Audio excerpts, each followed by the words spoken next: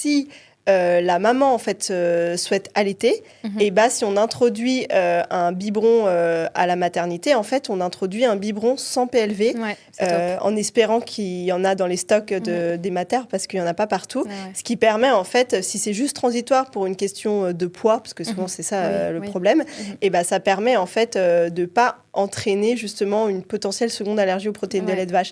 Et si ça a été le cas, maintenant le protocole c'est de donner en fait pour la tolérance 10 millilitres, de continuer à donner 10 ml de lait de vache, enfin de lait infantile de lait de vache, quoi, pour garder la tolérance en fait. Donc maintenant c'est des nouveaux protocoles pour limiter justement les allergies secondaires en fait induites par la bottle de maternité comme ils appellent ça. Mais en fait, au moment où il a fallu complémenter, on m'a amené les petites nourettes là, et j'ai dit non, en fait j'ai mon lait de riz, et la pédiatre de garde ce jour-là a dit non, c'est ça ou rien.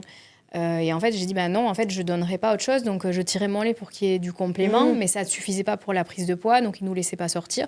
Il a vraiment fallu que je négocie pendant une demi-journée pour de vrai. Donc ils ont pris leur téléphone, ils ont appelé le médecin, ils ont appelé la pharmacie qui a confirmé que c'était un lait qui existait et qui était correct, qui était vraiment un lait infantile. Et donc j'ai pu donner ça.